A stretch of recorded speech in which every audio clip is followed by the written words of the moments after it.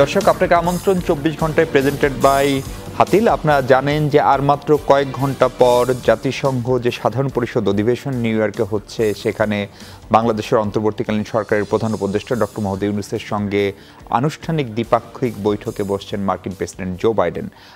আমাদের সাংবাদিকতা জীবনে তথা 90 পরবর্তী বাংলাদেশ কিংবা গত 3 দশকে শীর্ষ পর্যায়ে এ ধরনের দ্বিপাক্ষিক বৈঠকের ঘটনা প্রথম ঘটতে যাচ্ছে এবং ফলে সেদিকে সবার নজর। ফলে জাতিসংঘের যে বহুপাক্ষিক সম্মেলন সেটি ছাপিয়েও কূটনৈতিক মহলে এই বৈঠক নিয়ে আলোচনা হচ্ছে নানান প্রেক্ষাপটে। সেই বিষয় নিয়ে আমরা আজকে কথা বলতে চাই। আলোচনার শিরোনাম নির্ধারণ করেছি আশা জাগানিয়া ইউনূস বাইডেন বৈঠক। আপনার সঙ্গে আছেন মাহফুজ বিশু, আমার সঙ্গে স্টুডিওতে আছেন সরকারের সাবেক সচিব এবং সাবেক রাষ্ট্রদূত এম হুমায়ুন কবির। স্যার, স্বাগত আপনাকে। আছেন ঢাকা বিশ্ববিদ্যালয়ের শিক্ষক, আন্তর্জাতিক সম্পর্ক বিভাগের প্রফেসর ডক্টর লাইলুফার ইয়াসমিন। ম্যাডাম, স্বাগত আপনাকেও। স্যার, আপনাকে একটু আলোচনা শুরু করতে চাই। আপনি যুক্তরাষ্ট্রেও দায়িত্ব পালন করেছেন এবং পুরো ঘটনা প্রবাহ দীর্ঘদিন ধরে ফলো করেন, লেখালেখি করেন।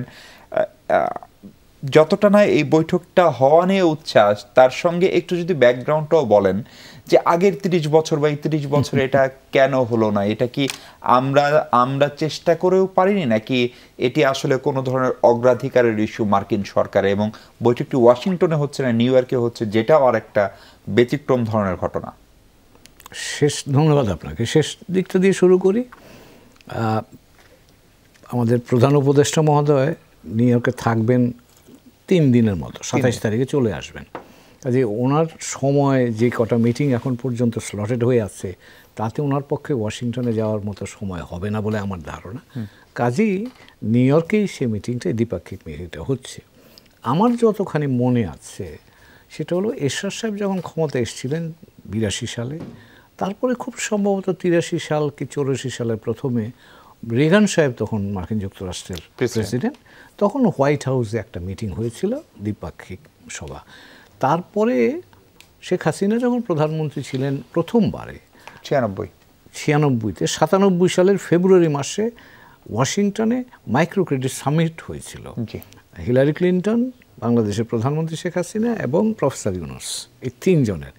আমার যতখানি মনে পড়ে তখন হোয়াইট হাউসে একটা চায়ের রিসেপশন, না একটা চা, এবং সেখানে ক্লিন্টন সাহেব এসে ঢুকে যাবেন, এরকম একটা সিনারিওর কথা আমার মনে পড়ে। So that was the last. এরপরে তো আর কখনো সেই সুযোগ হয়নি। বা মানে সেটা কি দ্বিপাক্ষিক বৈঠক ছিল? না, দ্বিপাক্ষিক বৈঠক না, হাজবেন্ড ক্লিন্টন এটা চায়ের দাওয়াতে আলাপ, হিলারি ক্লিন্টন চা খাওয়াচ্ছে, তার মধ্যে এসে ক্লিন্টন সাহেব জয়েন করলেন, এইরকম আর কি বিষয়টা। কারণ এটা আনুষ্ঠানিক বৈঠক, ফটো অপরচুনিটি অনেকটা তাই। তো এরপরে কিন্তু আমার মনে পড়ছে না যে গত হয়ে গেল তো প্রায় সেই কয়েক দশক হয়ে গেল, আর সেই সুযোগ আমাদের হয়নি। এখন এইখানে ধরেন মার্কিন প্রেসিডেন্টের সাথে তো দেখা সবাই করতে চায়, তো কাজে তারা সেখানে বসে হিসাব করে যে কার সাথে দেখা করাটা দরকার। আর জেনারেলি মার্কিন প্রেসিডেন্ট যখন আসেন নিউ ইয়র্কে, খুব অল্প সময়ের জন্য আসেন, সেকেন্ড বক্তৃতা করেন, ব্রাজিল প্রথম বক্তৃতা করে সাধারণ পরিষদের জেনারেল ডিবেট সেগমেন্টে, তারপরে মার্কিন যুক্তরাষ্ট্র, তারপরে রিসেপশন একটা করে উনি চলে যান। তো কাজেই খুব অল্প সময়ের জন্যই থাকেন। তো আমাদের জন্য এবার গুরুত্বপূর্ণ সেটা হচ্ছে যে এই মিটিংটা হওয়াটা আমাদের জন্য খুব প্রয়োজনীয় এই মুহূর্তে। তার কারণ হলো যে আমরা অভ্যন্তরীণভাবে একটা চ্যালেঞ্জের মধ্যে আছি। মার্কিন যুক্তরাষ্ট্র আমাদের পাশে দাঁড়াচ্ছে, সেটা গত সপ্তাহের ডেলিগেশন এসে আমাদেরকে বলে গেল। কিন্তু তার বাইরেও কিন্তু আমাদের অনেক বড় চ্যালেঞ্জ, কারণ এই যে সংস্কারের যে বহুমাত্রিক সংস্কারের কথাবার্তা বলা হচ্ছে, এবং এই সরকারের সময় কতদিন, সংস্কারগুলি কিভাবে হবে, এই চ্যালেঞ্জগুলো এর মধ্যে কিন্তু technical and financial plus good প্র্যাকটিসের বিষয়গুলো আছে। কিন্তু তো এই সব জায়গাতেই মার্কিন যুক্তরাষ্ট্রে একটা খুব শক্তিশালী সমর্থন আমাদের দরকার। এবং প্রেসিডেন্ট বাইডেন যদি প্রেসিডেন্টের কাছ থেকে যদি নির্দেশনা আসে, তাহলে সেটা প্রশাসনের জন্য কাজ করা অনেক বেশি সহজ হয়ে যায়।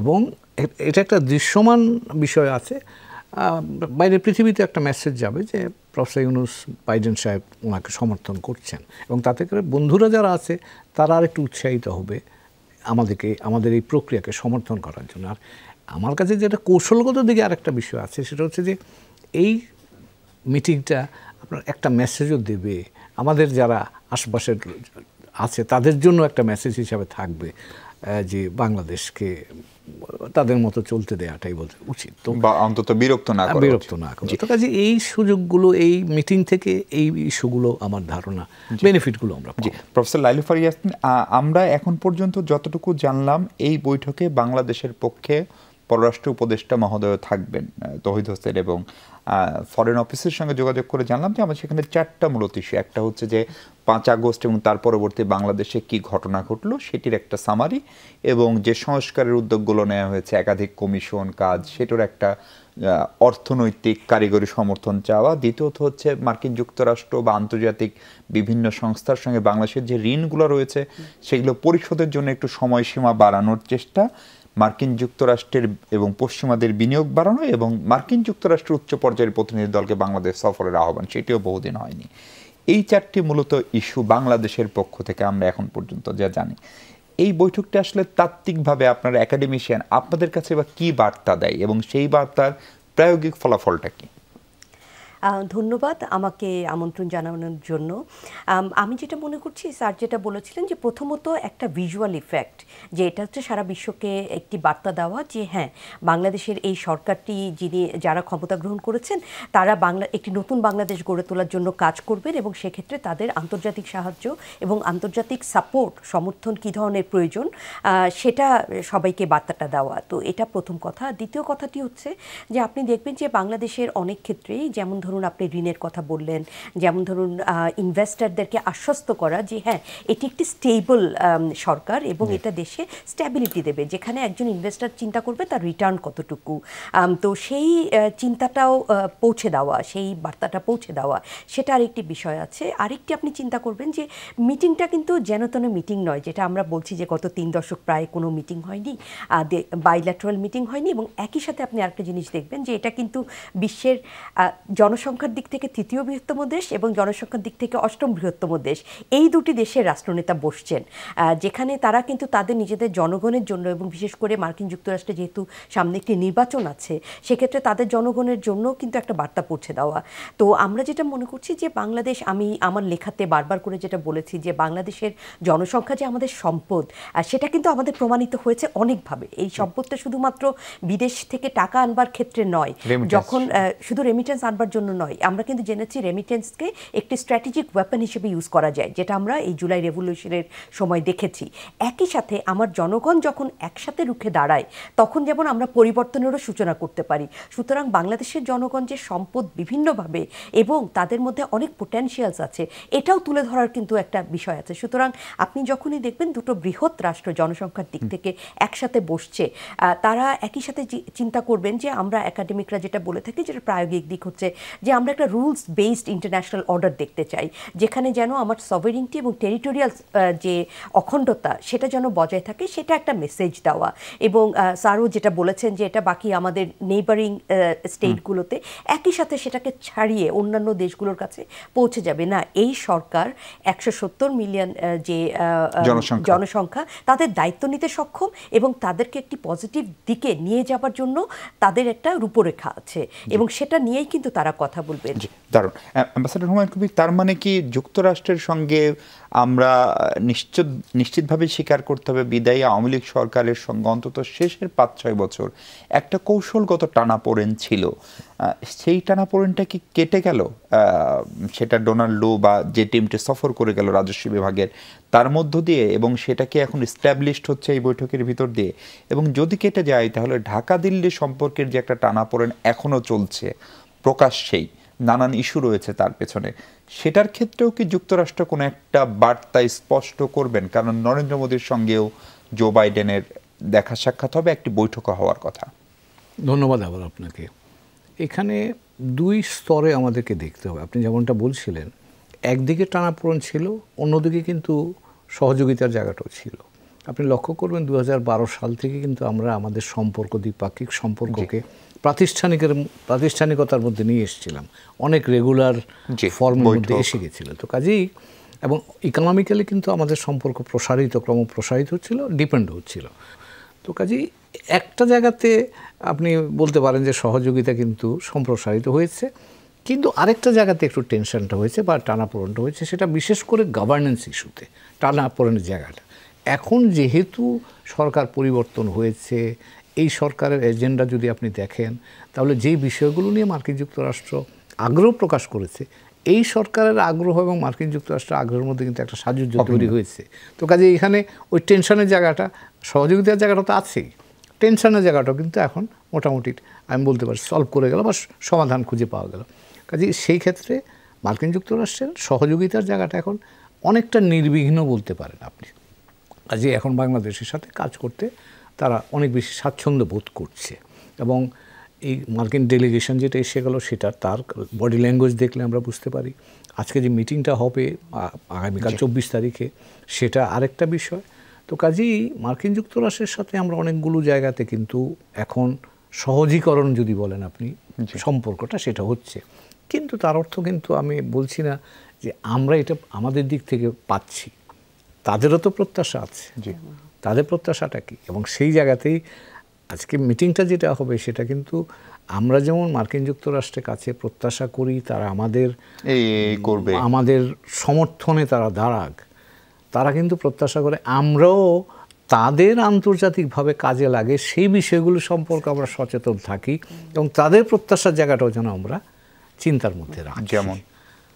যেমন ধরুন আপনি গভর্নেন্স ইস্যু, গুড গভর্নেন্স, একটা সুষ্ঠু নির্বাচন, মানবাধিকার সংরক্ষণ, প্রতিবেশীর সাথে সদ্ভাব করা, ইন্ডো প্যাসিফিকে আপনি মোটামুটিভাবে আরেকটু প্রাঞ্জলভাবে কথা বলা, আপনি চায়নার সাথে রিলেশনশিপ করছেন সেটা আরও ট্রান্সপারেন্টলি করবেন, দুর্নীতিটা অ্যাড্রেস করবেন, এই বিষয়গুলো তো তারা প্রত্যাশা করতেই পারে। এখানে আবার যাতে কোনো ধরনের উগ্র চিন্তা বা ধারা উত্থান না ঘটে, সেটা নিয়ে হয়তো তারা আগ্রহী। এখন তো স্যার নানা ধরনের ষড়যন্ত্র তত্ত্বের ভিতর দিয়ে মানুষ যায়, বিশেষ করে সামাজিক যোগাযোগ মাধ্যমে লিখে। ফলে ধরেন এই অন্তর্বর্তীকালীন সরকারের একজন উপদেষ্টা যখন বলল যে ভারতে আমরা ইলিশ রপ্তানি করব না বা দেব না, তার কদিন পরেই দিলেন এবং টোনটা অন্যরকম। তার সঙ্গে ডোনাল্ড লু এখানে আসার আগে দিল্লিতে তাদের 2+2 মিটিং করে আসলেন, আবার ফিরলেনও দিল্লি হয়ে। ফলে এই যে প্রতিবেশীর সঙ্গে সদ্ভাব রাখার যে জায়গাটা, একটা তো পলিটিক্যাল রেটরিক, মাঠে ময়দানে ভারত বিরোধী বক্তৃতা বিবৃতি একরকম, আর সরকারের অবস্থান হচ্ছে আর একরকম। পররাষ্ট্র উপদেষ্টা বলছেন যে ভারত নিয়ে কে কি বলল তাতে খুব বেশি কিছু যায় আসে না, প্রধান উপদেষ্টা কিংবা আমার অফিস অর্থাৎ ফরেন অফিস কি বলছে সেটাকে আপনারা কাউন্ট করবেন। ফলে সেগুলো কি খুব ছোট ছোট ঘটনা, কিন্তু এগুলো খুবই আন্তঃসম্পর্কিত কিনা? বাংলাদেশ ভারত তো আমরা নিকটতম প্রতিবেশী, বিভিন্নভাবে বহুমাত্রিকভাবে আমরা একে অপরের সাথে সম্পৃক্ত। এবং আমাদের যে চ্যালেঞ্জের জায়গাটা, বাংলাদেশের 2 পর্যায়ে ভারতের সাথে আমরা সম্পর্ক চলমান। একটা হচ্ছে সরকারে গত সরকারের সাথে ভারত সরকারের সম্পর্ক নিয়ে মানুষের জনমনে প্রশ্নের কারণটা কি? সরকারের সম্পর্ক তারা ব্যাখ্যা করেছেন স্বর্ণযুগ হিসাবে, সোনালী অধ্যায়, কিন্তু মানুষ কি ভেবেছে? তো কাজে এটা খেয়াল রাখতে হবে। কিন্তু তখন আমি মানুষের চিন্তাটাকে যদি গ্রহণ না করে থাকি বা গ্রহণ করার প্রয়োজন না করার কারণে যদি আজকে এই সমস্যায় পড়ে থাকি, তাহলে এখনও মনে রাখতে হবে যে শুধু সরকারি ভার্সান দিয়ে কিন্তু এই সম্পর্ক নির্ধারিত হয় না। তো কাজে এখানে আপনাকে জনগণ কি ভাবছে সেটাকে আপনার মনে রেখেই সরকারি পর্যায়ে আপনাকে আপনার সম্পর্ক পরিচালনা করতে হবে। দুটোকে যদি আমরা নিতে পারি তাহলে একটা টেকসই সম্পর্ক হবে, নাইলে হয়তো সাময়িক সম্পর্ক হবে এবং সেটা এক পর্যায়ে মুখ থুবড়ে পড়বার আশঙ্কা থাকে, যেটার উদাহরণ আমরা দেখলাম।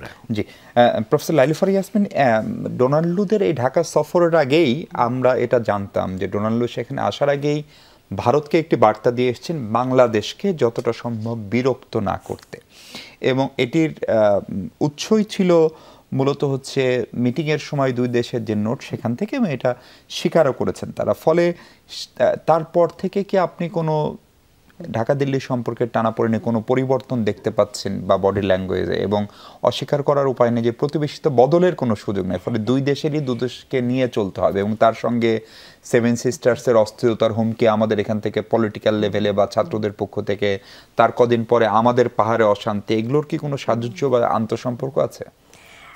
আমি আপনার একটি কথা থেকে শুরু করি। আমি আমার ছাত্রদেরকে সবসময় বলি যে আমরা কোথায় জন্ম নিয়ে আমাদের পরিবারকে যেমন আমরা পরিবর্তন করতে পারি না, কিন্তু আমাদের পার্টনার পরিবর্তন করতে পারি। সেই একইভাবে জিওগ্রাফিক ট্রুথ হচ্ছে যে আমি আমার প্রতিবেশী কিন্তু বদলাতে পারি না, এবং প্রতিবেশী বড় হোক ছোট হোক আমাকে কিন্তু তার সাথে মানিয়ে চলতে হবে। এটা আপনি চায়না জাপান সম্পর্ক দেখলেই কিন্তু বুঝতে পারবেন যে তাদের মধ্যে বিভিন্ন বিষয়ে অমিল আছে, কিন্তু প্রত্যেকেই বিশ্বাস করে কোএক্সিস্টেন্স বা পারস্পরিক যে সহাবস্থানের ভিত্তিতে। স্যার যেটা বলেছেন আমি সেটা মনে করি যে হ্যাঁ, যে দুটো লেভেলে ট্র্যাক 1 এবং ট্র্যাক 2 লেভেলে যে ডিপ্লোমেসি আছে সেখানে আমাদেরকে কিন্তু একটু সংবেদনশীল হতে হবে যে আমাদের জনগণ কি ভাবছে, এবং একই সাথে আমরা যখনই ভারতের সাথে কোনো চুক্তি করি এই চুক্তিগুলোর বিষয়বস্তু যেন সাথে সাথে প্রকাশ করা হয়। এটা কিন্তু লুকিয়ে রাখার বিষয় না, যেটা কিন্তু খুব ডেট্রিমেন্টাল হয়েছিল গত সরকারের সময়, যে এই চুক্তির যে ধারাগুলো আছে সেগুলো আমরা জানতে পারিনি, এবং সেটাতে কিন্তু জনরোষের একটা কারণ ছিল, এবং পার্লামেন্টেও আলোচনা হয়নি, যেটা আমাদের কিন্তু নিয়ম আমাদের একদম আছে আর কি। তো সেটাও হয়নি। তো সেটা একটি বিষয় গেল। আরেকটি কথা খেয়াল করবেন যে যেটা আমি গত বেশ কয়েক বছর ধরে লিখছি, বলে আসছি যেখানে সুযোগ হয়, সেটা হচ্ছে যে বাংলাদেশ ভারত সম্পর্ক যেমন মার্কিন যুক্তরাষ্ট্র ঠিক করবে না, তেমন বাংলাদেশ মার্কিন যুক্তরাষ্ট্র সম্পর্ক কিন্তু ভারতের লেন্স দিয়ে দেখলে হবে না। আমাদেরকে কিন্তু চিন্তা করতে হবে যে ডোনাল্ড লু যদি বলেন যে না আপনি বাংলাদেশকে বিরক্ত করবেন না, এবং আমরা যদি ধরেই নেই ভারত সেটা মেনে নেবে, এটা কিন্তু আমাদের ভাবনাটা একটুখানি আমার মনে হয় যে ঘাটতি আছে। আমাদেরকে কিন্তু চিন্তা করতে হবে যে ভারত আমাদের সাথে থাকছে, মানে আমরা একই জিওগ্রাফিক রিজনে আছি, এবং ভারতের নিজস্ব কিছু স্বার্থ আছে, সেটাতে কতখানি ভারত এবং মার্কিন যুক্তরাষ্ট্রের সম্পর্ক আমাদের অভিন্ন বা ভিন্ন, এবং সেটার মাধ্যমে আমাদের সাথে ভারতের সম্পর্ক নির্ধারিত হবে। এটা আমরা ভেবে নিলে একটু আমি মনে করি কৌশলগত ভুল করব। আমাদেরকে যেটা চিন্তা করতে হবে ঢাকা দিল্লি সম্পর্ক যাতে ট্রান্সপারেন্ট হয়, ঢাকা দিল্লি সম্পর্কে যাতে কোনো ধরনের তৃতীয় পক্ষের কোনো ভূমিকা ইন দ্য সেন্স যে মিস ইনফরমেশন, ডিসইনফরমেশন এগুলো যেন না থাকে। এটার ব্যাপারে কিন্তু আমাদেরকেই কাজ করতে হবে। এই যে আমরা এখানে যে ধরনের প্রোগ্রাম করছি, আমরা ট্র্যাক 2 লেভেলে যে ধরনের ডিসকাশন করছি, আমরা থিঙ্ক ট্যাঙ্ক লেভেলে ডিসকাশন করতে পারি, এবং একই সাথে আমাদের এখন যে সরকার যারা শুনছেন বিভিন্ন কথা, কারণ তহিদ স্যারের সাথেও আমি অনেকবার অনেক প্রোগ্রাম করেছি, ওনারাও কিন্তু জানেন যে আমাদের একাডেমিকরা কী ভাবছেন, আমাদের জনগণরা কী ভাবছেন। আমরা যদি ভেবে নেই যে জনগণের ভাবনাটা সঠিক নয় বা জনগণের ভাবনাটা খুব বেশি ইনফর্মড নয়, তাহলে কিন্তু আমরা আবার ভুল করব, কারণ এই জনগণই কিন্তু আমাদেরকে পথটা দেখিয়েছেন, যেটা আমাদের আগের জেনারেশন বা এমনকি আমাদের জেনারেশন যেটা ধরতে ব্যর্থ হয়েছে অনেক ক্ষেত্রে।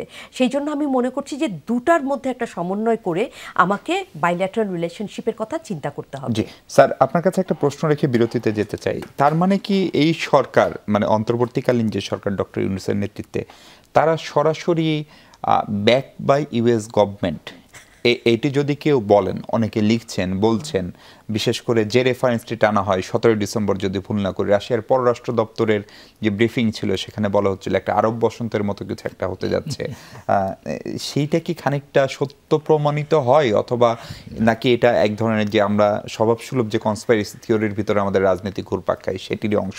সেই প্রসঙ্গে অ্যাম্বাসেডর হুমায়ুন কবিরের মতামত শুনবো। দর্শক, তার আগে ছোট্ট একটা বিরতি নিচ্ছে, আমাদের সঙ্গে থাকবেন। দর্শক, স্বাগত আরেকবার। আমরা doctor Mohammad Yunus Joe Biden বৈঠক প্রসঙ্গে কথা বলছি। আমাদের সঙ্গে অ্যাম্বাসেডর হুমায়ুন কবির আছেন, সাবেক সচিব এবং রাষ্ট্রদূত। অ্যাম্বাসেডর হুমায়ুন কবির, মানে এই অন্তর্বর্তীকালীন সরকারের প্রতি সমর্থন অথবা শেখ হাসিনার সরকারকে সরিয়ে দেওয়া, তার সঙ্গে মার্কিন যুক্তরাষ্ট্র বা পশ্চিমাদের প্রত্যক্ষ সমর্থন, রাশিয়ার বিবৃতি, এ ধরনের নানা ধরনের ষড়যন্ত্র তত্ত্ব বাজারে, আপনার বিশ্লেষণ শুনতে চাই। আপনি তো বললেন ষড়যন্ত্র তত্ত্ব, কারণ আপনি যদি এই ঘটনা প্রভাবটা লক্ষ্য করেন, জুলাই মাসের 1 তারিখও কিন্তু এটা কোটা আন্দোলন, ঠিক আছে? কোটা আন্দোলন নিয়ে বাইরের পৃথিবীর আকর্ষণ থাকবার তো কোনো কারণ আমি দেখি না, যুক্তিসঙ্গত কোনো কারণ নাই। কোটা আন্দোলনকে কেন্দ্র করে তৎকালীন সরকারের ভুল সিদ্ধান্তের একের পর এক ভুল সিদ্ধান্তের প্রেক্ষাপটে কিন্তু এই জিনিসটা বড় আকার ধারণ করে শেষ পর্যন্ত সরকার পরিবর্তনের পর্যায়ে পৌঁছেছে। আমার যতখানি দেখা, ঢাকায় তো ছিলাম, দেখেছি, বোঝবার চেষ্টা করেছি, এটা একেবারেই আমাদের অভ্যন্তরীণ সূত্র থেকে উৎসারিত একটা আন্দোলন, এবং এতে হোমগ্রোন আমার কাছে মনে হয়। এবং এখানে ইভেন দ্য পলিটিক্যাল লোকাল, আমাদের যারা বড় রাজনৈতিক দল আছে তারাও কিন্তু দে আর স্ক্র্যামলিং টু ক্যাচ আপ। আন্দোলনটা এত তাড়াতাড়ি সামনের দিকে গেছে, ওরাও কিন্তু শেষ পর্যন্ত পেছন দিক থেকে এসে ধরেছে। তো আপনি ফরেন বলছেন যারা বা ফরেনাররা, তাদের জন্য তো আরও এটা ধরা এই আন্দোলনের সাথে যুক্ত থাকা আমার কাছে মনে আরও একটু কঠিন কাজ ছিল। তো কাজেই ষড়যন্ত্র তত্ত্ব তো আমরা বলতেই পারি, কিন্তু আমার দেখা অবধি আমি বা আমার নিজস্ব ধারণায় আমি এটা আমার কাছে মনে হয় না যে এখানে কোনো বিদেশি সম্পৃক্ততা অন্তত আমি দেখেছি, বা এরকম কোনো তথ্য উপাত্তও কিন্তু আমাদের কাছে আসেনি। কিন্তু যুক্তরাষ্ট্রের তার নিজের যে ইন্টারেস্ট আছে তার দেশের, সেই কারণেও তো তাদের এই সরকারের সঙ্গে তাদের একটা সমর্থন আছে। একটা জিনিস মনে রাখবেন, মার্কিন যুক্তরাষ্ট্র কিন্তু একটা প্রতিষ্ঠিত শক্তি, এবং এটাকে আমি বলি ইনস্টিটিউশনাল স্টেট, এবং তাদের অ্যাপ্রোচটাও হচ্ছে কিন্তু গ্লোবাল অ্যাপ্রোচটাও কিন্তু ইনস্টিটিউশনাল, এবং সেই জন্যেই ওই যে আমরা যে শব্দগুলো ব্যবহার করি সাম্রাজ্যবাদী, মানে ওরা যে কোনো পরিবর্তনের প্রতি বিরোধিতা করে, তারা সেটা নেতিবাচকভাবে নেয়। আমরা এই গত আন্দোলনটা যদি আপনি দেখেন, বাংলাদেশের এই রাষ্ট্রীয় প্রতিষ্ঠানগুলো বা প্রতিষ্ঠানের বিরুদ্ধে কিন্তু অপ্রাতিষ্ঠানিক শক্তির বিজয়টা হয়েছে। তো কাজেই এই জায়গাতে মার্কিন যুক্তরাষ্ট্রের এখানে যে আশাটা one of the most unlikely সিনারিওজের মধ্যে পড়ে আমার ধারণায়।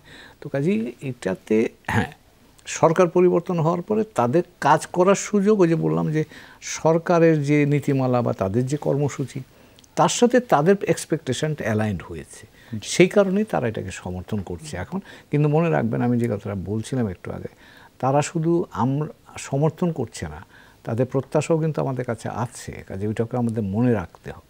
জি ম্যাডাম, আপনি বোধহয় কিছু একটা অ্যাড করতে চাচ্ছেন এই প্রশ্নে। আমি একটু অ্যাড করতে চাচ্ছিলাম, দেখুন যখন 15ই জুলাই থেকে এটা একটা সহিংস পর্যায়ে চলে গেল, আমি তখন দেশের বাইরে ছিলাম, এবং তখনই কিন্তু আমার কাছে যখন খবর আসা শুরু করলো, সাথে সাথে আমি আমার ছাত্রদের সাথে যোগাযোগ করেছি, এবং তখন একটা কথাই আমরা বুঝতে পেরেছি, বাংলাদেশে কিন্তু কখনোই ছাত্রদের উপর গুলি চালিয়ে কেউ পার পেয়ে যেতে পারেনি। এবং তখন থেকেই কিন্তু আমরা ছাত্রদেরকে ওখান থেকে আমি মেসেজ পাঠাচ্ছিলাম, তার কয়েকদিন পরেই আমি দেশে ফেরত আসলাম, এবং তখন থেকে আমরা জানি যে ছাত্রদের যে কমিটমেন্ট এবং ছাত্রদের যে স্পিরিট, আমরা যদি কনস্পিরেসি থিওরি দিয়ে এটাকে ব্যাখ্যা করতে চাই, তাহলে মনে হয় ওটাকে অপমান করা হয়। এই জন্য আমি মনে করি যে এটা ছাত্রদের মধ্যে থেকে স্বতঃস্ফূর্তভাবে যে আন্দোলনটা হয়েছে, সেটাকে এখন বিভিন্ন খাতে নেবার জন্য বিভিন্ন কোয়ার্টার থেকে কিন্তু এই কথাগুলো বলা হবে, কেন আমাদের মনোবলটা যাতে ভেঙে যায়, আমরা যাতে মনে করি না বাইরের শক্তি ছাড়া বাঙালিরা কিছু পারে না, কিন্তু বাঙালিরা কিন্তু বাইরের শক্তি ছাড়া পারে, এটা কিন্তু আমরা সবসময়ই দেখেছি। এবং আরেকটা কথা আপনি মনে রাখবেন, আমরা এমন একটি জাতি, যখন আমরা নিষ্পেষিত হই তখন কিন্তু আমরা ফাইট ব্যাক করি, এবং এই ফাইট ব্যাকটা কিন্তু আমরা কালেকটিভলি করি, যেটা আমাদের ছাত্ররা দেখিয়েছে।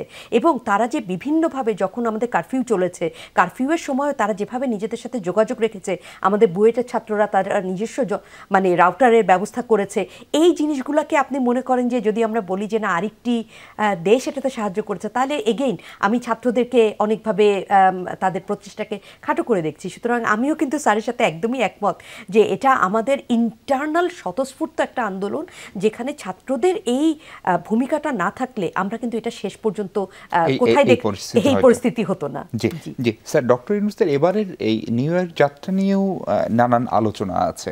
উনি 57 জনের একটা প্রতিনিধি দল নিয়ে গেছেন, যেটা দৃশ্যত অনেক ছোট মনে হয় আমাদের সবার কাছেই, যদিও এর মধ্যে সিকিউরিটির একটা অংশ রয়েছে, মিডিয়ার একটা টিম রয়েছে, কিন্তু তিনি একদম খুব প্রয়োজনীয় না, যেমন পররাষ্ট্র উপদেষ্টা তার ডিরেক্টরকে নেননি, কিংবা পররাষ্ট্র সচিব নেই, কিংবা যিনি ডিজি ইউএন তিনি নেই। ফলে এগুলো আসলে কি খুব প্রয়োজনীয়, নাকি এগুলো ছাড়াও চাইলে কাজ করা যায়, সেই এক্সাম্পল তৈরি করতে চাচ্ছেন? আবার ধরেন এগুলোতে এক ধরনের ডেকোরামও আছে, সেখানে কোনো সংকট হতে পারে না? ডেকোরামের সাথে এটা কোনো সম্পৃক্ততা নাই। আমি যেহেতু কাজ করেছি জাতিসংঘে এবং মিশনে, আমার অভিজ্ঞতার আলোকেই বলছি, এই যে সিকিউরিটি ডিটেল যেটা যায়, এটা কোনো কাজ নাই তাদের, একেবারেই নাই। তার কারণ হলো যে উনি যখন মার্কিন যুক্তরাষ্ট্রে ল্যান্ড করবেন, তারপর থেকে উনি সিক্রেট সার্ভিসের আওতায় থাকবেন, এবং ওনাকে বিদায় দেওয়া অবধি পর্যন্ত তারা দায়িত্বে থাকবে। ওখানে আমাদের কারো কোনো রোল নাই। কাজে এখানে তাহলে আমরা কেন নিয়ে যাই? এখন এইটা আমি তো সেটা বলতে পারবো না। এই প্রশ্নটা আমিও আগের সরকার প্রধানদেরও আমি সেটা করেছি, যে আপনার এতগুলো লোক যে নিয়ে আসেন, এরা কী কাজটা করে না। কাজের সাথে কোনো সম্পৃক্ততা থাকলে ফাইন, কিন্তু সেটা না থাকলে এবং বিশেষ করে এখনকার প্রেক্ষাপটে তো আমি আরেকটু বেশি কড়াভাবে এটাকে বিশ্লেষণ করব যে আর্থিকভাবে আমরা যখন চাপে আছি, সরকারি কর্মচারীদেরকে বা কর্মকর্তাদেরকে বাইরে যাওয়ার জন্য গত কয়েক বছর দেড়েক থেকে তো ব্যান বা বিধিনিষেধ দিয়ে রাখা হয়েছে। তো এখন আপনি এখানেও আর একটু সতর্কতার সুযোগ ছিল কিনা এটাও আমি, এখন তো যা হওয়ার হয়ে গেছে, কিন্তু এটা চিন্তার মধ্যে রাখা দরকার বলে মনে করছি। না, কিন্তু সরকার তো মনে করছে আগে 150 জন যেত, 157 জন এই যেত। কথাটা আমি আগেও শুনেছি, কিন্তু আমার কথা হচ্ছে যে আপনার প্রয়োজনে যতজন প্রয়োজন আপনি ততজনই নেওয়া দরকার। প্রয়োজন নয় যে জায়গাটা, সেই জায়গাটা কাটছাট করতে তো অসুবিধা নাই। জি ম্যাডাম, আপনার কাছে যেটা জানা সেটা হচ্ছে যে নরেন্দ্র মোদীর সঙ্গে একটা বৈঠক নিয়ে আলোচনা হচ্ছিল, বৈঠক বা অন্তত দেখা সাক্ষাৎ হওয়া, সেটি প্রফেসর ইউনূস এবং নরেন্দ্র মোদীর একসঙ্গে হচ্ছে না। নরেন্দ্র মোদী আজকে নিউ ইয়র্ক ত্যাগ করছেন আর উনি আজকে পৌঁছাচ্ছেন, ফলে সেইটাকে আসলে নেহায়েত শিডিউল না মেলা নাকি এক ধরনের যে অস্বস্তি আছে সম্পর্কে সেটারও একটা প্রতিফলন? আমি মনে করছি যে ভারতের পক্ষে এই যে বাংলাদেশের আভ্যন্তরীণ যে পরিবর্তনটা, এটা মেনে নেওয়াটা বোধহয় এখনও খুব সহজ হয়নি। এখনও সহজ হয়নি এই কারণে যে তাদের মধ্যে একটু ভুল ধারণা আছে। তারা, স্যার একটু আগে বলেছেন যে সরকার লেভেলে তারা মনে করেছে যে তারা একটি দলের মাধ্যমে তাদের যে ইন্টারেস্ট আছে বাংলাদেশে বা তাদের যে ইন্টারেস্ট আছে রিজিয়নালি, সেটা তারা তুলে ধরবে বা সেটা নিয়ে কাজ করবে। এটা যে তাদের একদমই ভুল একটা ধারণা ছিল, সেটা কিন্তু প্রমাণিত হয়েছে এবং এটার মাধ্যমে আমরা দেখতে পাচ্ছি যে তারা যেটাকে ইংরেজিতে বলে they woke up to a new reality, একটা নতুন বাস্তবতার সামনে তারা এসেছে। নতুন বাস্তবতাটা কিন্তু আমাদের অনেককেই মেনে নিতে একটু অসুবিধা হয়। আমি মনে করছি যে এটার পিছনে পলিটিক্যাল রিজন আছে, এটার পিছনে তাদের ইনস্টিটিউশনাল চাপ আছে, এটার মধ্যে তাদের ব্যবসায়িক চাপ আছে। এই সবগুলো মিলিয়ে তারা কিছুটা, আমি বিভ্রান্ত বলবো না, কারণ ভারত এত বড় একটা দেশ, তারা কোয়াডের পার্টনার, তারা কিন্তু অনেক হোমওয়ার্ক করে, কিন্তু তাদের হোমওয়ার্কের বাইরে যখন পরীক্ষায় প্রশ্ন এসেছে তারা উত্তর দিতে যে একটু বেঁধে যাচ্ছে, এইভাবে করে যদি বলি হয়তোবা। তো সেটার একটা প্রতিফলন আমার মনে হয় আমরা দেখছি। ম্যাডাম, আমরা একটু নিউ ইয়র্কে যেতে চাই। আমার সহকর্মী আব্দুল্লাহ তুহিনকে আমরা সম্ভবত কানেক্ট করতে পেরেছি। তুহিন, শুনতে পাচ্ছেন আমাকে? জি, তুহিন, দেখতে পাচ্ছি জাতিসংঘ সদর দপ্তরের সামনে আপনি আজকে কিছুক্ষণ পর একটা ঐতিহাসিক ঘটনার সাক্ষী আপনার হতে যাচ্ছেন। প্রেসিডেন্ট জো বাইডেনের সঙ্গে ডক্টর মোহাম্মদ ইউনূসের বৈঠক, সেইটা নিয়ে কি ধরনের পরিবেশ, এবং বিশেষ করে সেখানে আমরা জানি যে সরকার প্রধানরা গেলে লোকজন রাস্তায় দাঁড়িয়ে থাকেন, কেউ সংবর্ধনা জানান, কেউ প্রতিবাদ করেন, এবং আমাদের আশপাশে যে সমস্ত দেশ, বিশেষ করে ভারত, পাকিস্তান, নেপাল, তাদের সাংবাদিকদের সঙ্গেও নিশ্চয়ই দেখা হয়েছে, আপনার কথা হচ্ছে, তাদের প্রতিক্রিয়া কি বাইডেন ইউনূস বৈঠক নিয়ে?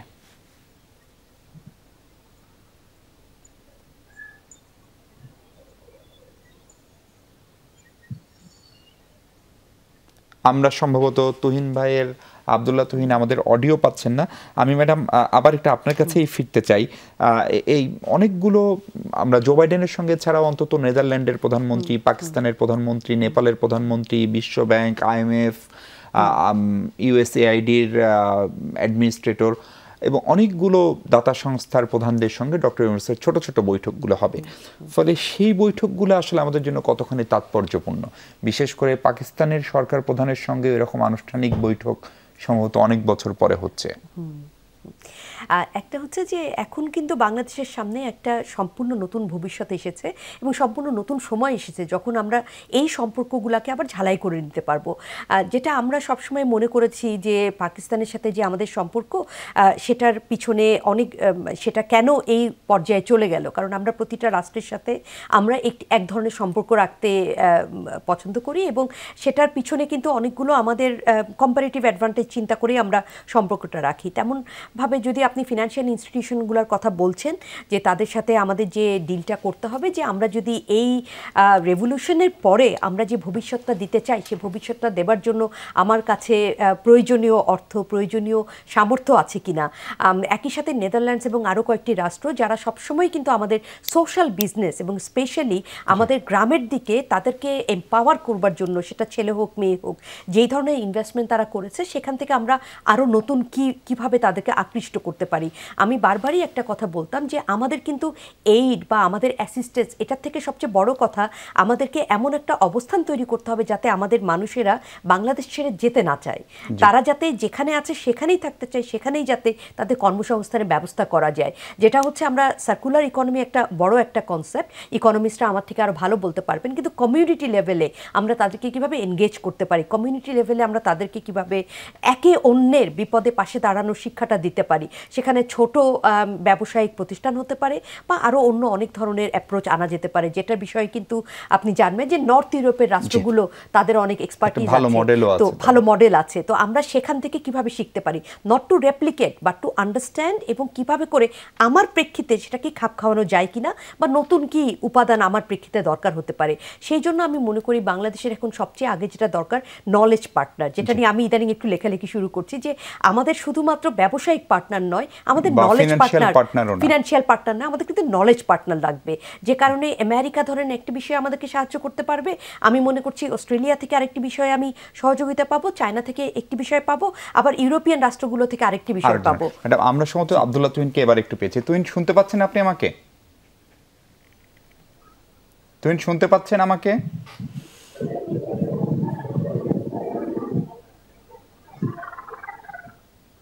আব্দুল্লাহ তুহিন স্টুডিও থেকে মাহফুজ মিশু বলছে, আপনি কি শুনতে পাচ্ছেন আমাকে?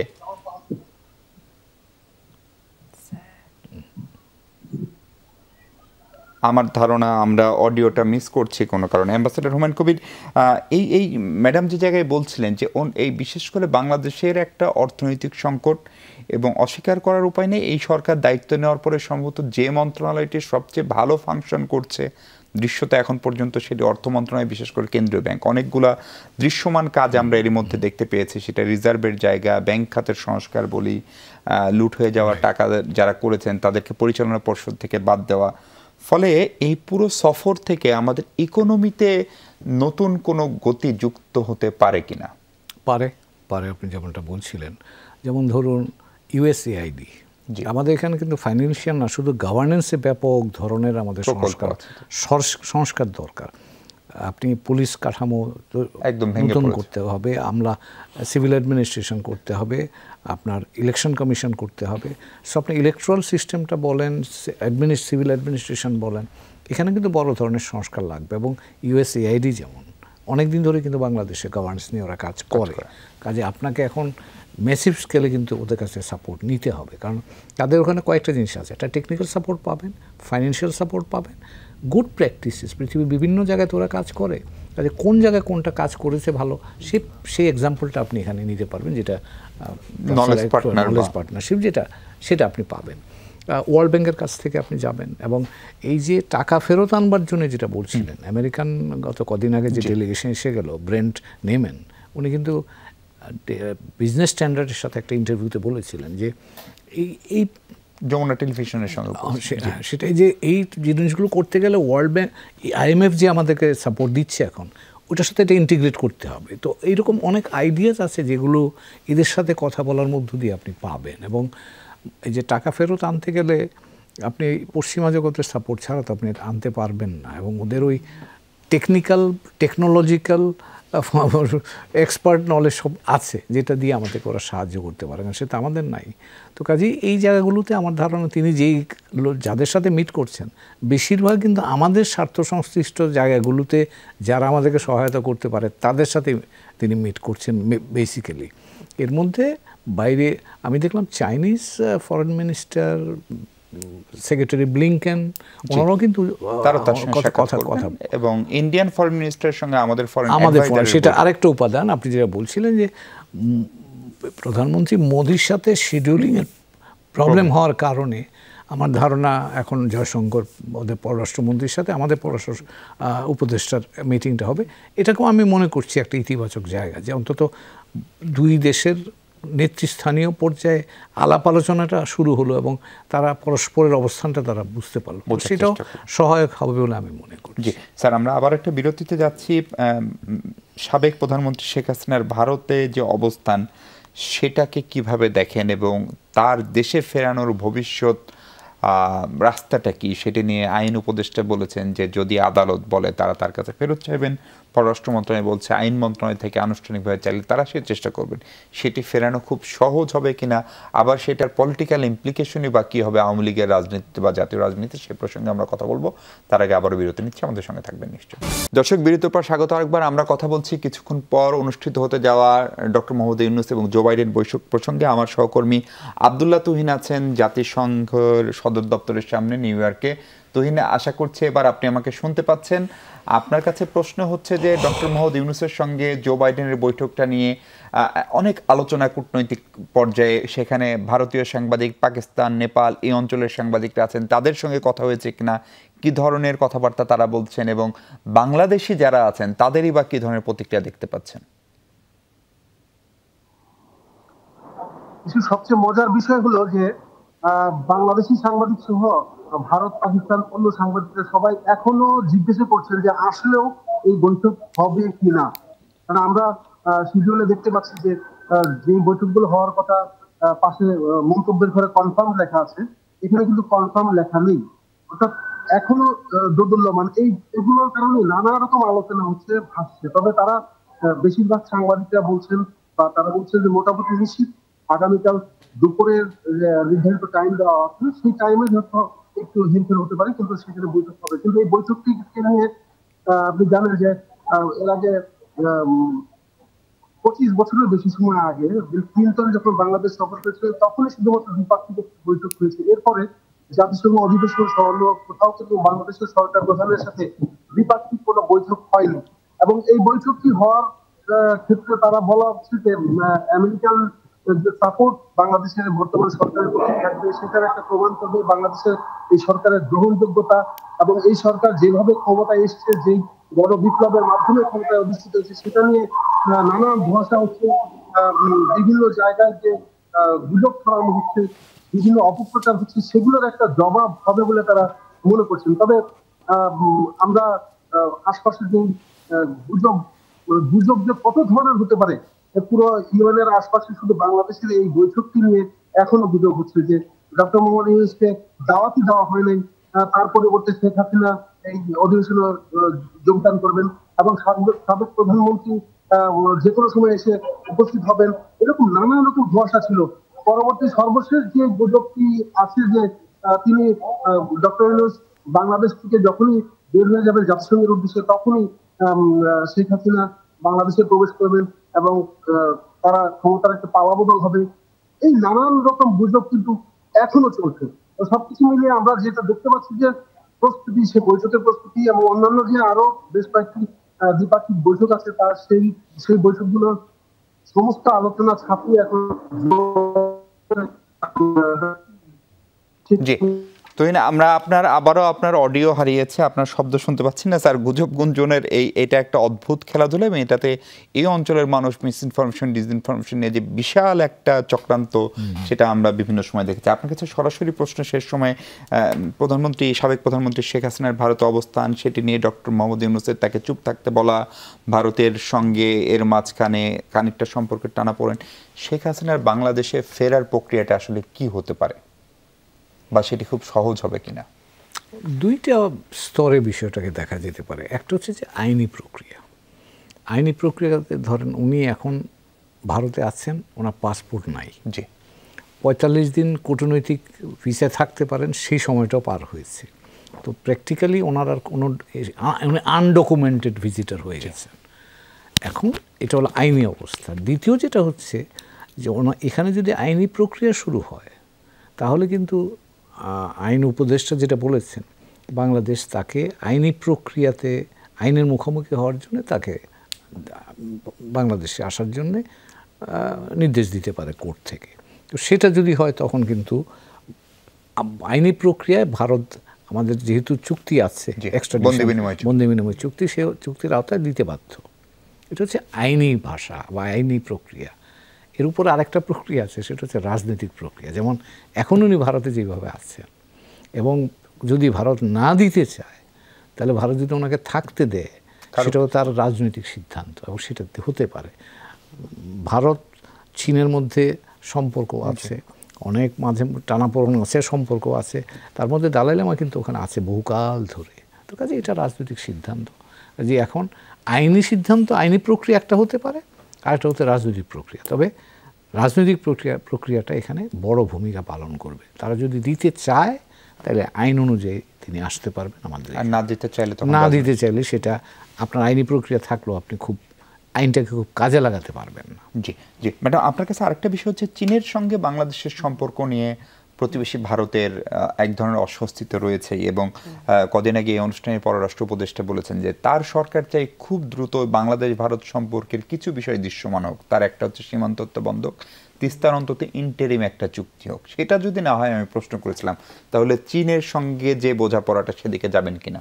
উনি উত্তরে বলছেন তাত্ত্বিকভাবে যাওয়া উচিত। ফলে এই যুক্তরাষ্ট্রের আবার চীন নিয়ে এক ধরনের টানাপোড়েন আছে। ফলে এই শীর্ষ বৈঠক যেটি জো বাইডেন এবং মোহাম্মদ ইউনূসের, সেখানে চীনও একটা বড় ফ্যাক্টর হিসেবে আবির্ভূত হতে পারে কিনা, বিশেষ করে ইন্দো প্যাসিফিক এবং অন্যান্য বাস্তবতায়। একটি কথা হচ্ছে যে বাংলাদেশের সাথে চীনের সম্পর্ক নিয়ে কিন্তু অনেকেই এর আগে ডেট ট্র্যাপ ডিপ্লোমেসি এবং এ ধরনের অনেক ধরনের বাণী বলেছেন, কিন্তু আমরা কিন্তু দেখেছি যে বাংলাদেশের সাথে চায়নার যে ইকোনমিক রিলেশনশিপ সেটার কিন্তু সেটা ওয়েল ডকুমেন্টেড এবং সেখানে কিন্তু অনেকগুলো প্রজেক্ট অনেক সময় চুক্তি স্বাক্ষরিত হয়েছে, কিন্তু চায়না কিন্তু পরবর্তীতে যখন দেখেছে তার স্ট্র্যাটেজিক ইন্টারেস্ট সার্ভড হচ্ছে না, তখন কিন্তু এই চুক্তিগুলো আবার বাতিল হয়ে গেছে, তাই না? তো সেক্ষেত্রে আমরা দেখব যে এবং বাংলাদেশের জন্য যেই ডিপ পকেট যেটা বলা হয়, যেটা প্রয়োজন, এবং আপনারা জানেন যে চাইনিজরা আমাদের ইউনিভার্সিটির সাথে বিভিন্ন ইউনিভার্সিটির সাথে যে পার্টনারশিপে যাচ্ছে এবং বিভিন্নভাবে তারা যে সহযোগিতা দিচ্ছে, এই জায়গাগুলো কতটা মার্কিন যুক্তরাষ্ট্র ম্যাচ আপ করতে পারবে সেটার উপরও কিন্তু ডিপেন্ড করে। সুতরাং বাংলাদেশের যেটা প্রয়োজন যে আমার ইনফ্রাস্ট্রাকচার গঠনের দিকে যেই সহযোগিতা প্রয়োজন, আমার ইউনিভার্সিটিগুলোতে এবং আমার শিক্ষা প্রতিষ্ঠানগুলোতে যে ধরনের সহযোগিতা দরকার, সেই সহযোগিতাটা কোন দেশ সবার আগে দিতে পারবে সেটা যেমন দরকার। এবং একই সাথে আমি মনে করি যে বাংলাদেশ ওয়েস্টার্ন সাপোর্ট যেটা, সেটা কিন্তু হারাতে চাইবে না। সুতরাং এখানে কিন্তু আগের মতোই একটা ভারসাম্য আসবে। এবং একই সাথে আমি যেটা মনে করছি যে এর আগেও আমি 2019 থেকে লিখছি, অনেকে আমাকে নিয়ে হাসি ঠাট্টা করেছেন, এটা কেন লিখেছি, আপনি কিন্তু এখন দেখতে পাচ্ছেন এই জো বাইডেনের সাথে যে বৈঠকটা, সেই বৈঠকটাই প্রমাণ করে দেয় যে বাংলাদেশের স্ট্র্যাটেজিক কতটুকু ইম্পর্টেন্স আছে। অনেকেই বলেছে যে না, ইটস ওয়েজ বিটুইন মায়ানমার এবং ইন্ডিয়া এবং এটার কোনো ভূ রাজনৈতিক গুরুত্ব নাই, কিন্তু সেই ভূ রাজনৈতিক গুরুত্ব ইন্দো প্যাসিফিকের কারণে হোক, বে অফ বেঙ্গলের কারণে হোক, বা 170 মিলিয়ন মানুষের জন্যই হোক, সেটা কিন্তু সবার কাছেই আছে। এটার কিন্তু দৃশ্যত প্রমাণ আমরা এই মিটিংটার মাধ্যমেই পাচ্ছি। জি স্যার, একদম 30 সেকেন্ডে আপনি যদি একটু ছোট্ট করে বলেন, এই চীন, মার্কিন যুক্তরাষ্ট্র, ভারত, তিন পরাশক্তিকে ব্যালেন্স করা নিঃসন্দেহে কঠিন। ডক্টর ইউনূস সেটি পারবেন বলে আপনি কতখানি আশাবাদী? সেই সঙ্গে মিয়ানমার এবং ভারতের সঙ্গে সমুদ্র সীমা জেতার পরে সেখানে তেল গ্যাস অনুসন্ধানের প্রক্রিয়া শুরু হয়নি। মার্কিন যুক্তরাষ্ট্র সেখানে ইন্টারেস্টেড থাকা খুবই স্বাভাবিক, তার কৌশলগত কারণে চীনেরও আছে। ফলে সেই জায়গার কোনো সমাধান কি হতে পারে? এটা নির্ভর করে এই সরকারের সময়টা কতটা সময় হবে, কারণ তাদের প্লেট অলরেডি ফুল হয়ে আছে। অভ্যন্তরীণ বিষয় নিয়ে তারা অনেক ব্যস্ত এবং আমি মনে করি যে এমন কোনো জায়গায় তাদের যাওয়া উচিত হবে না যেটাতে গিয়ে এই যে এখনকার যে ভারসাম্যমূলক অবস্থাটা আছে এটাকে আপসেট করাটা বোধহয় বুদ্ধিমানের কাজ হবে না এখন। ফলে একটু ধীরে গেলেই, একটু ধীরে যাওয়াই ভালো। অনেক ধন্যবাদ অ্যাম্বাসেডর হুমায়ুন কবির, অনেক ধন্যবাদ প্রফেসর লাইলুফার ইয়াসমিন। দর্শক, আমাদেরও প্রত্যাশা সেটাই, 5 আগস্ট বিশেষ করে ছাত্র জনতার অসংখ্য শহীদের রক্তের বিনিময়ে নতুন যে একটি পরিবেশ পরিস্থিতি তৈরি হয়েছে, সেখানে সবচেয়ে গুরুত্ব পাক বাংলাদেশের স্বার্থ, বাংলাদেশের সার্বভৌমত্ব। সেই প্রত্যাশা শেষ করছি। ভালো থাকবেন সব। অনেক ধন্যবাদ সঙ্গে থাকার জন্য।